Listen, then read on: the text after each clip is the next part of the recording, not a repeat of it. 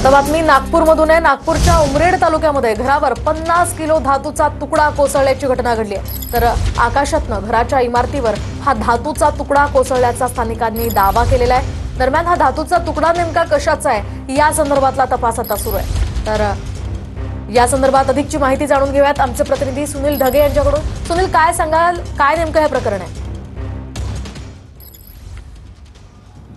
मोहिनी, नक्कीच उमरेड शहरामध्ये जर आपण बघितलं तर धातूचा एक तुकडा जो आहे तो कोसळलेला आहे आणि त्यामुळे या ठिकाणी आश्चर्य व्यक्त केलं जात आहे। या ठिकाणी आपण जर भिंत बघितली तर ती भिंत सुद्धा फुटलेली आहे।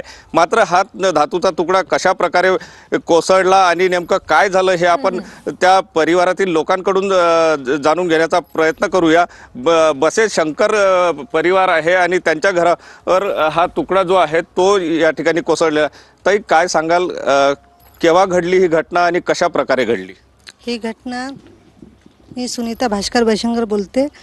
4:15 वाजता पहाटेची वेळ होती। ती आवाज भरपूर आला, इथे पडला म्हणून लक्षात आलं। मग काही वेळानंतर मग ह्या तुकडे आजूबाजूला पडले होते। मग गरम होता पडल्यानंतर मग आम्ही चौकीसाठी बोलवलं। काय वाटलं? भीतीचं वातावरण घाबरल्यासारखं वाटत, काहीतरी असं पडलं बा आणि भरपूर आवाज येत होता। तू सुद्धा घरी होता, काय नेमकी घटना घडली त्यावेळेस आणि काय वाटत होतं तो तुकडा बघितल्यानंतर? तो तुकडा बघितल्यानंतर नेमकं कन्फर्म होतं की ते स्पेस गार्बेज असू शकते किंवा सॅटेलाइटचा तुकडा होता। लेकिन जेव्हा पोलीस आली, पडताळणी केली, तेव्हा कन्फर्म झालं की हे सॅटेलाइटचा तुकडा आहे आणि हा आपला इंडियाचा नाही आहे, बाहेर देशातून आलेला आहे।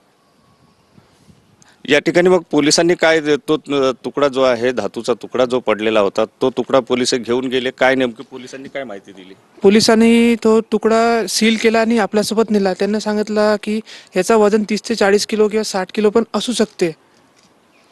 एकंदर तो तुकडा बघितल्यानंतर तुम्हाला काय वाटत होतं की कशाचा असावा? तो धातूचा होता, पण कोणत्या धातूचा आणि कशा प्रकारे कोसळला असावा? तो धातू मेटलचा तो होता, लेकिन कन्फर्म माहित नव्हतं की तो ॲल्युमिनियमचा आहे, आयरनचा आहे, किंवा आम्हाला भास पण वाटला की कंपनीच्या स्फोटमुळे येऊ शकतो बा।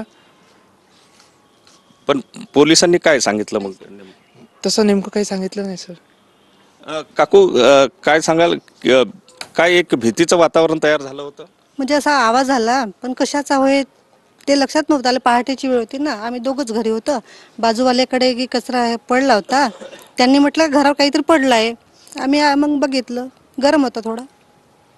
नक्कीच आपण परिवारातील लोकांकडून जाणून घेण्याचा प्रयत्न केला। त्यांच्यामध्ये भीतीचं वातावरण निर्माण झालं होतं। शेजारी सुद्धा या ठिकाणी होते त्यावेळेस आणि शेजाऱ्यांनी आपण पाहतोय या ठिकाणी या संदर्भातला तपास झाल्यानंतर आता हे नेमकं काय प्रकरण आहे ते उघड होईल। धन्यवाद तुम्ही दिलेल्या सविस्तर आढाव्यासाठी।